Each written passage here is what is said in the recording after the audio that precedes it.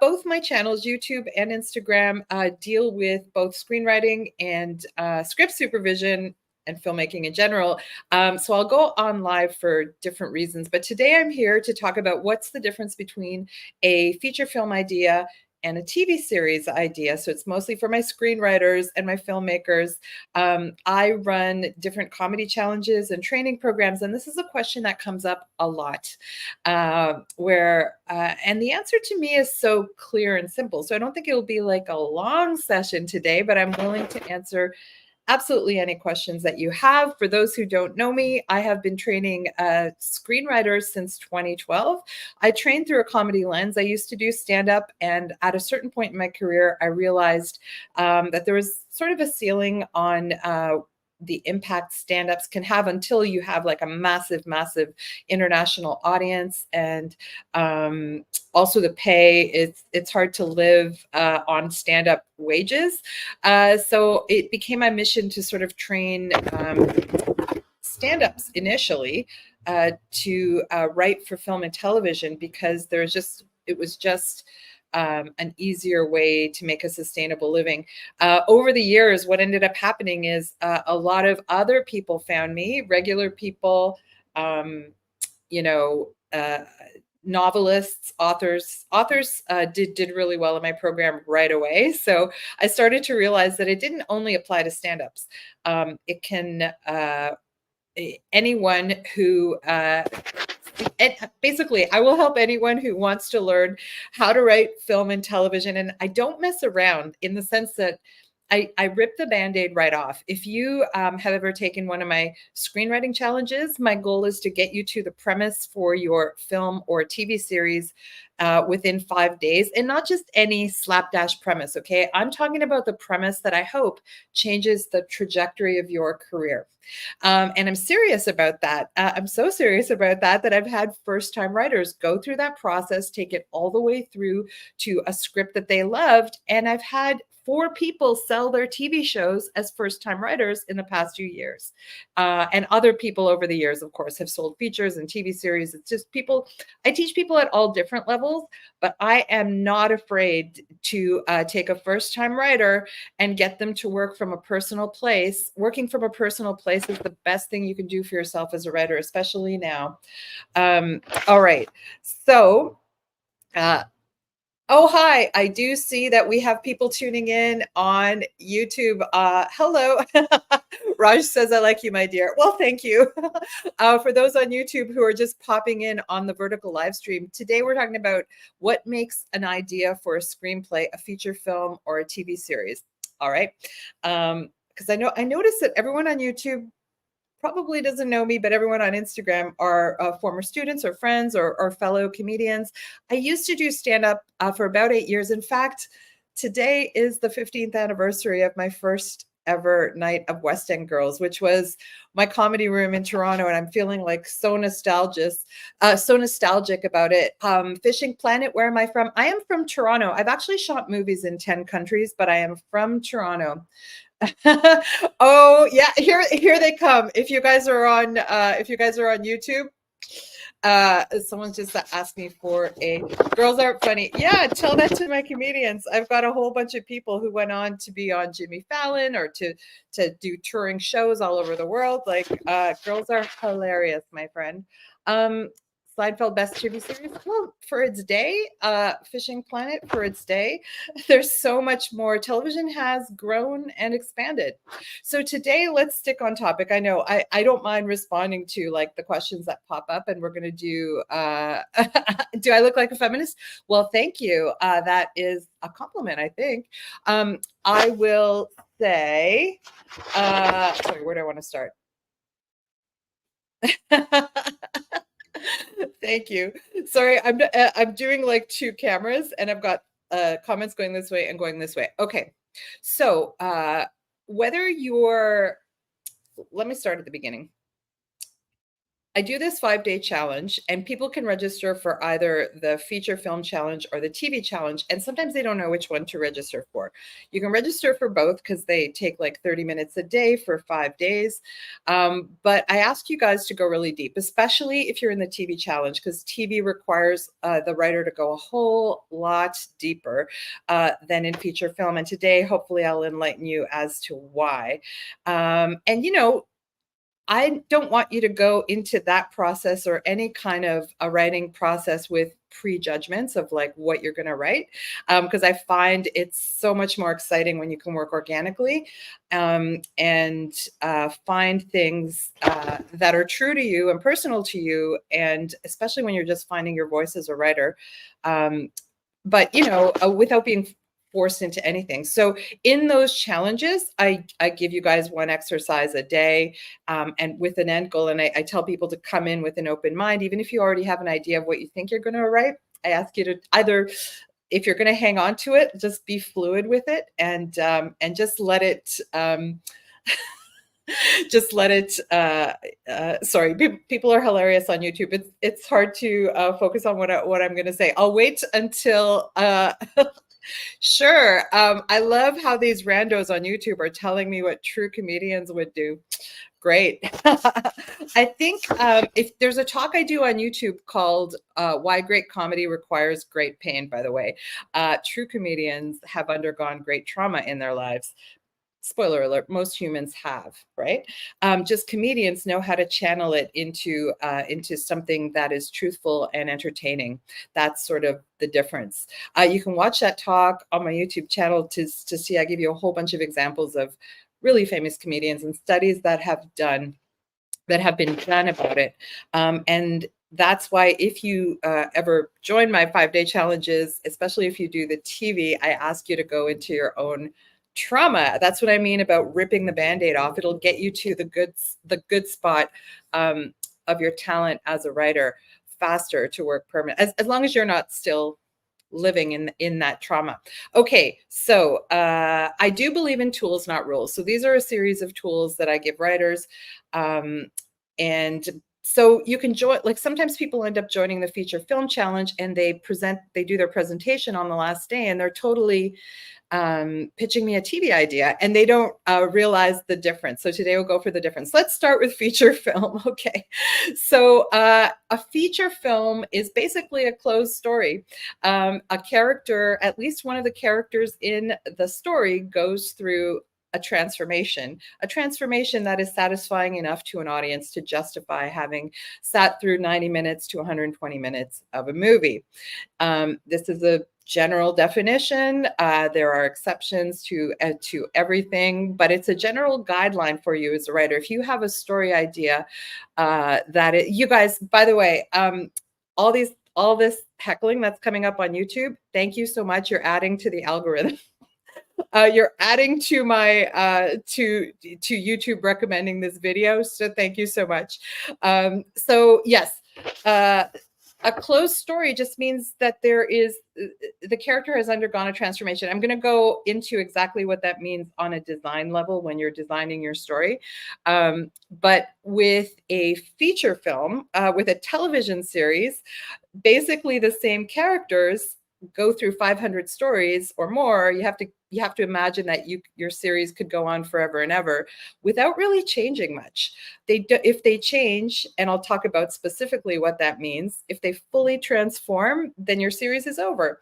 You'll know your series is over if you're taking your characters to that place. So I always teach through a comedy lens. So in comedy specifically, we really focus in on the character work and on the character flaws.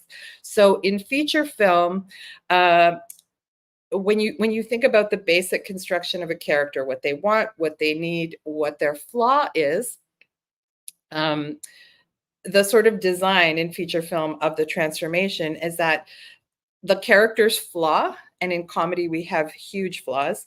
The flaw gets in the way of what the character wants, and what the character wants is what they're actively going after in the movie. They're going to have a goal. Something's going to happen. It's going to rock their world. They're going to have a goal that they're going to try to achieve. Whether they get that goal or not, the transformation is not about getting what they want or not. You're going to start to notice this pattern in all the movies you see. It's about, do they actually get what they need? And if they can overcome their flaw to get what they need, that ultimately should theoretically result in a satisfying transformation. So what they need is not something that the character is usually aware of. Like maybe if they were in therapy, a psychotherapist would say, you know, if you could just do this, you'd be self-actualized and you would be happy. And once that happens, the movie is over, really. So that's a sort of a broad definition of a closed story where there is a satisfying transformation. And it's challenging in comedy because the flaw is constantly going to get in the way of both what the character wants and what the character needs. So I'll give you an example of that. I'm an old lady, so I'm going to use Ferris Bueller's Day Off as an example of a film that I think most people probably have seen. So the thing about Ferris Bueller's Day Off, it's not really about Ferris Bueller because he's not the one who makes the transformation in the movie. Cameron, his best friend, makes the transformation. Ferris has a want to give his best friend the best day of his life, right? And when you think about it, it was very clever. John Hughes was a very clever writer-director because if he had made, Cameron is the main character, but if he hadn't had Ferris, because Cameron is so depressed, he's ultimately a follower and very passive for most of the movie, right? So what Cameron wants, so he put in the charisma of a Ferris Bueller to just make that movie leap off the page and really attract a huge audience. So what Cameron wants for most of that movie is to have a good day without putting any miles on his dad's car. That's all Cameron wants, right? And we think it's all going well. Ferris Bueller wants his friend to have the best day of his life, okay? So that's pretty clear. What Cameron needs, as we come to learn through the course of the movie, is to stand up to his dad. Someone's saying, what is she talking about? I'm 55, so there's probably like 20-year-olds who have never seen Ferris Bueller's Day Off. But for those of you who have, it's everywhere. It's easy to find out. You can even find it on YouTube if you want to watch it. Cameron's need is to stand up to his dad, which we start to really learn through. I mean, we get hints of it throughout the movie. By the time, and his flaw is that he's chronically depressed. Think about like all the trauma in Ferris Bueller as a comedy. You're going to start to see it the more you're aware of the comedy trauma connection in storytelling. But like, think of how chronically depressed Cameron was as a lead character in a comedy. His chronic depression and he's a follower, not a leader, right? So that flaw was going to get in the way of what he needs to stand up to his dad and what he wants to have a great day. Potentially, it could have it could get in the way of both those things. However, he's getting a great day, and by the time Act 2 in the movie is over, he loses it because even though he got what he wanted, he thought he got what he wanted. The odometer is actually not like Ferris had told him that it was all going to be okay, and it wasn't okay, and his dad was going to kill him. So by the end of the movie, Cameron is going to stand up to his dad. Cameron is the one who makes the biggest transformation in that whole movie. Obviously, Rooney, like some of the side characters make transformations. Ferris stays the same. So that is an example of like a really famous movie of how they use want, need, flaw to make the transformation. Okay. And it seems like I'm talking about boiling stories down to their core essence. That's a reverse engineering of a story that exists. But as you are designing your movies, if you were to do something like my 5-day challenge without making you guys think that far ahead, I'm getting you guys to go deep into a character's trauma and figuring out goals and things like what's the worst thing that can happen, different things, different elements of comedic storytelling that will hopefully lead you then to a premise that we then develop further, or you can go off and write on your own. In a television series, every character still has a want, a need, and a flaw, okay? Especially in series, because there's 500 stories, that flaw has got to be deeper than deep. It's got to be so bad that it's going to mess up the character, not only in just one story, it's going to mess up the character for 500 for 10 seasons, right? So it's got to be pretty intense, especially in a comedy, believe it or not. It's we go deeper into trauma in the TV writing challenge for that reason. So the character has a want in every single episode, and they have a want for the whole season, the whole series. And they have a need. They have something inside them that is just like just like human beings, characters, if we want them to mimic us as human beings, uh, uh, that's sort of the reason that we go into human psychology to create our characters. So you have to be a great observer of human nature, besides having the comedy tools that you add on, and as you design your story along the way. So what they want can change from episode to episode, but it falls into an overall thing. Like, one character might want to be famous. That might be their want, right? But in every story of each episode is going to be a different way that the character tries to become famous. What they might need is just love, right? Just basic love. So, Fishing's like, when does the comedy start? This is interesting because I work with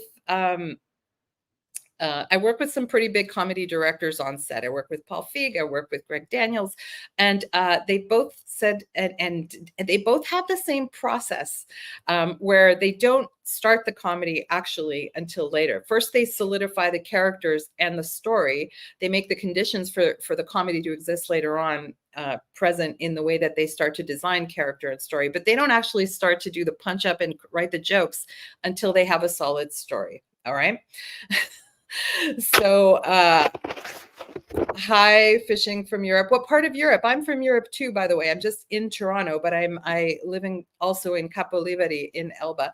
I'm also European. We got people like from all over. Last time we had people jumping into the thread from Turkey. Some people didn't even speak English. It was wild. Gotta love the vertical lives, guys. Okay, so Instagram is still paying attention. So in a TV series, it's not a closed story, right? So the character's flaw is so deep that it keeps tripping up both what they want and what they need for the entire life of the series. And once you start to So if they want to be famous, but they really need love, they're not going to achieve the need until your series is starting to be over. So let's use let's use Fleabag as an example. Fleabag was brilliant, obviously. What does she want? What she wants, let's start with her flaw, because she had a lot of self-loathing, and sex addiction, and a lot of, basically the core of all the sort of really funny and dark behaviors she had, were at the core of it was self-loathing. And she would talk about it a lot when she talked to the audience with the camera. She wanted to, what would be Fleabag's want be? She focused a lot on her friend's suicide. So maybe she wanted to heal from that, and to know, I don't know. Actually don't know what her want was. She was pretty entertaining. I know that for the season 2, her want was to sleep with the priest. I mean, that was a very funny and clear want.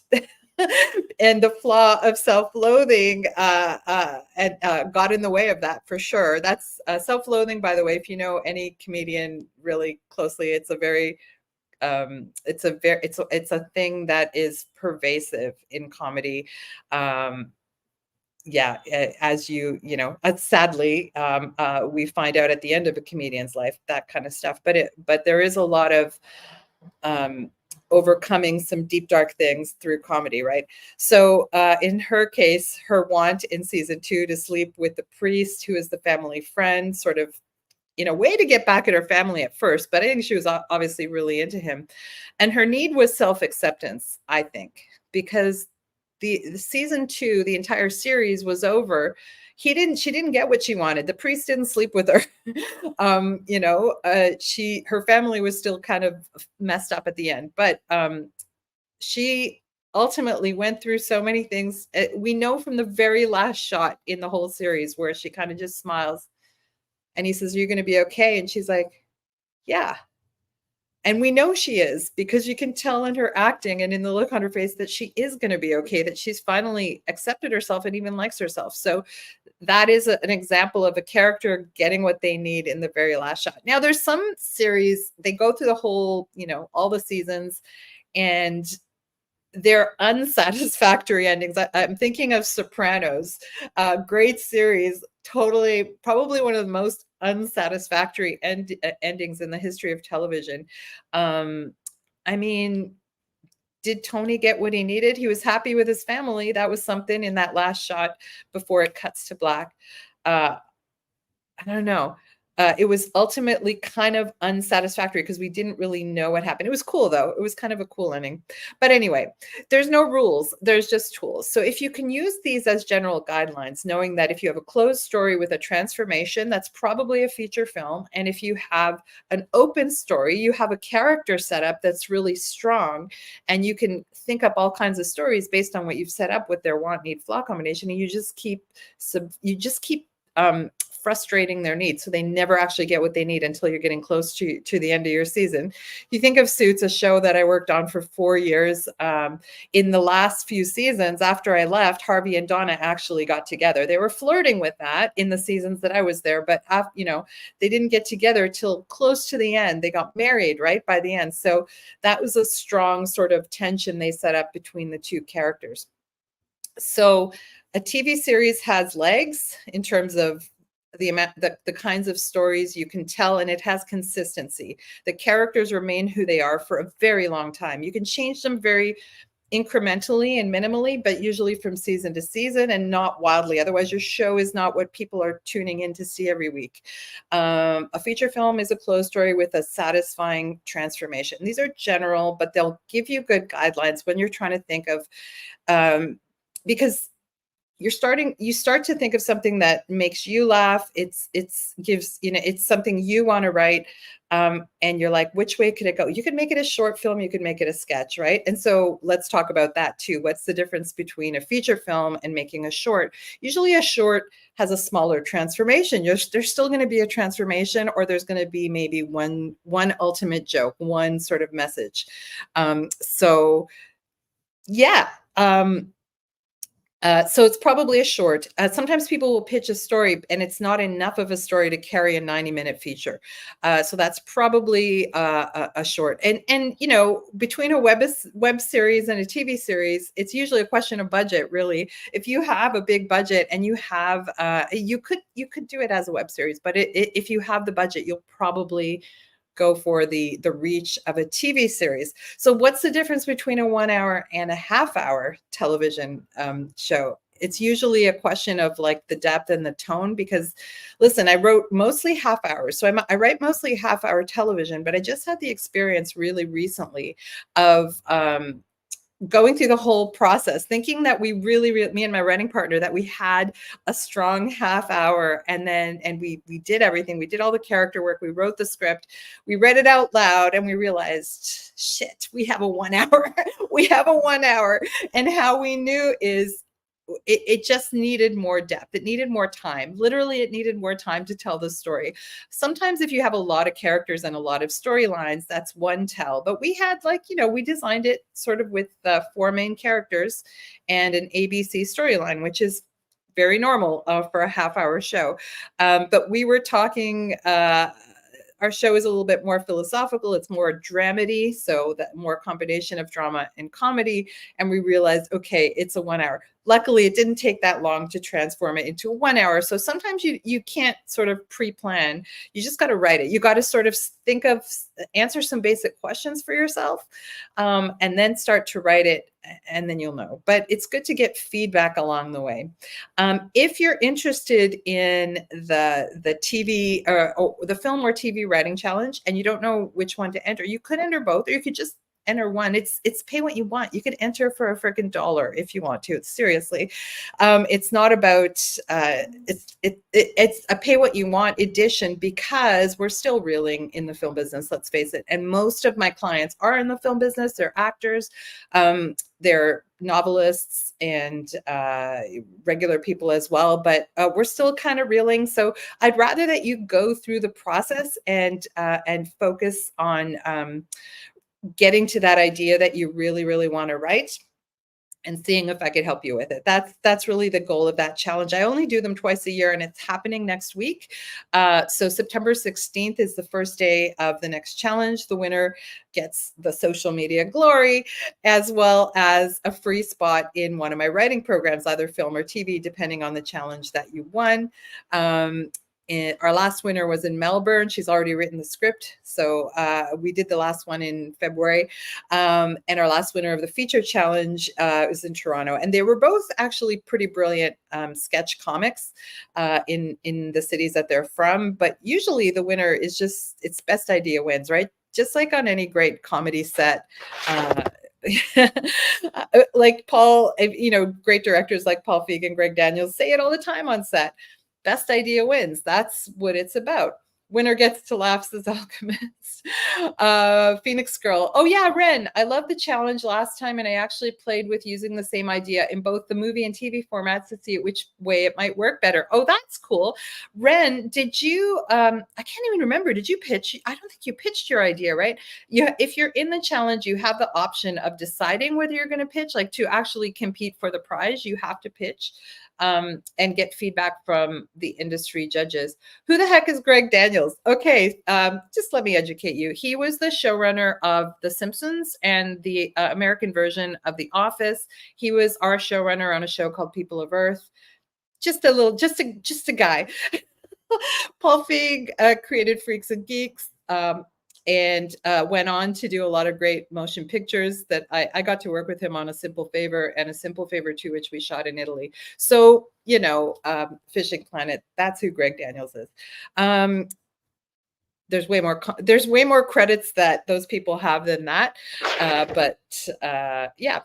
Okay, are there any questions? I know I went through that pretty fast. To me, it's sort of clear and simple. There's another thing. If you're writing a TV series, there's a reality to producing TV series where you sort of go back to the same location. So if you're doing like a traveling show, chances are it's a movie, because like road movies, you're not impressed with The Simpsons or the US Office. Wow. What are you impressed with, Alchemist Lab? Wow.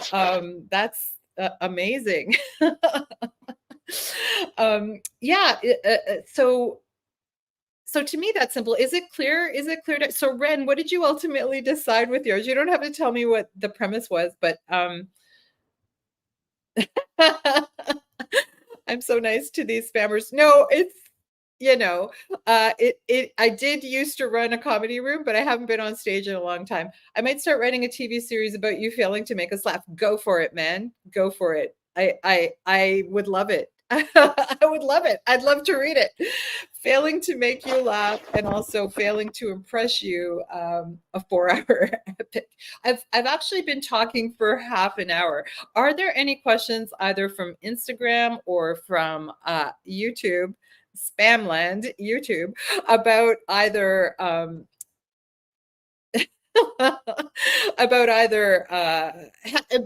Alchemist Lab? Have you ever written anything, by the way?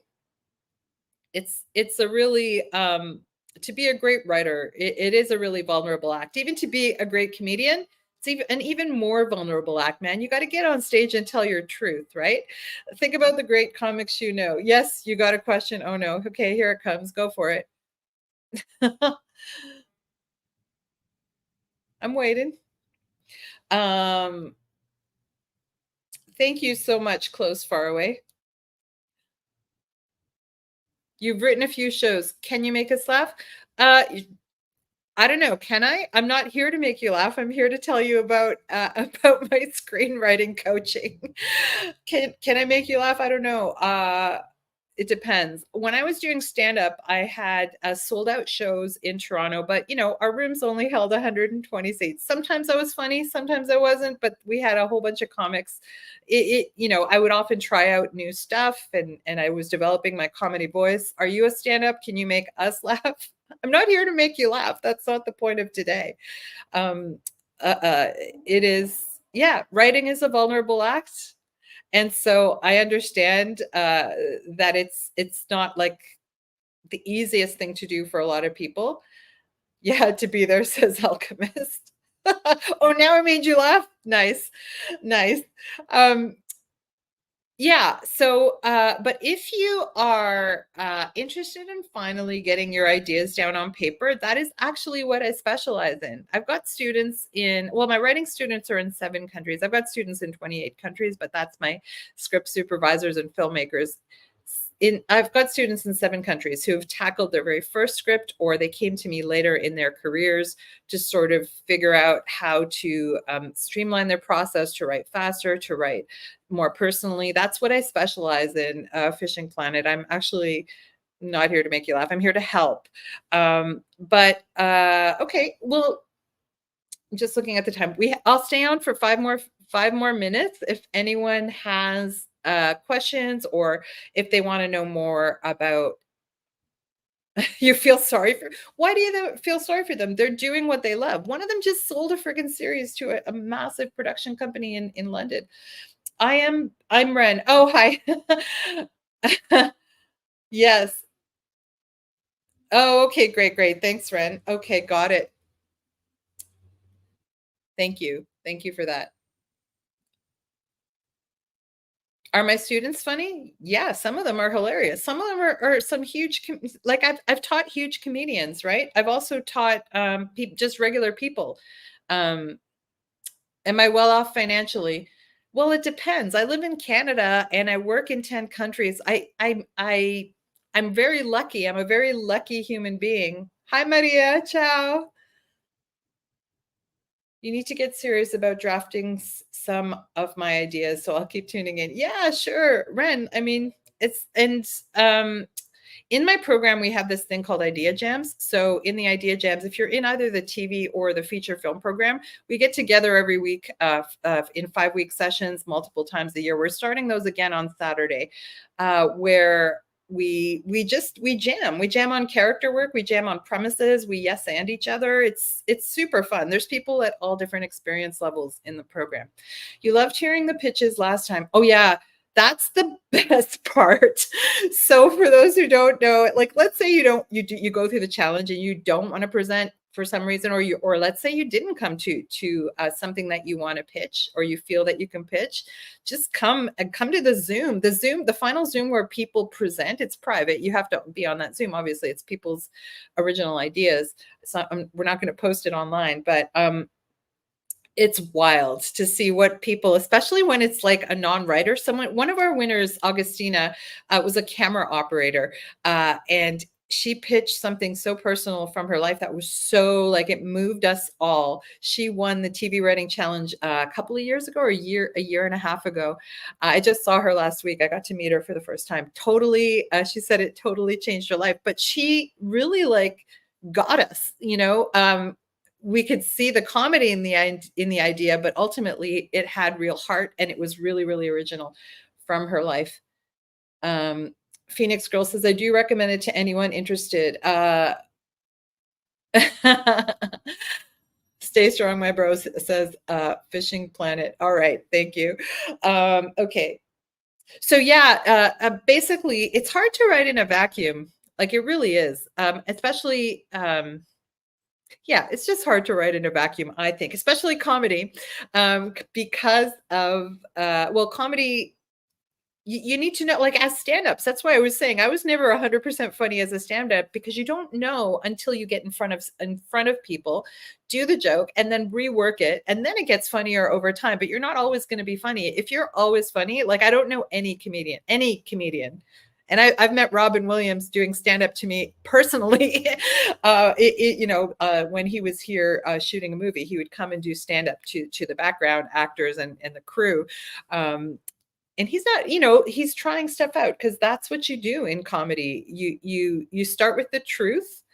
You start with your personal observations and your personal point of view. The truth is going to get you much farther than a lot of things. So, and then you go for it. You use different techniques that you learn and that you try out and that you discover, and then you just get stronger and stronger and stronger. It's always a process. Writing is a process. Stand-up is a process. Ultimately, the goal is it's going to sound schmaltzy, but it's true. We're healing through laughter, right? We're healing ourselves and the audience through laughter.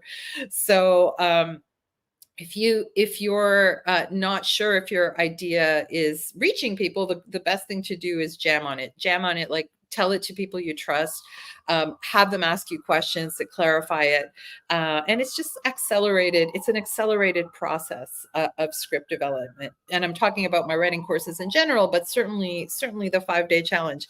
All right. This is the second time I've done a vertical live on YouTube, and just had all the stream of randoms popping in. It's so funny. Everyone's so civilized on Instagram by comparison. It's wild.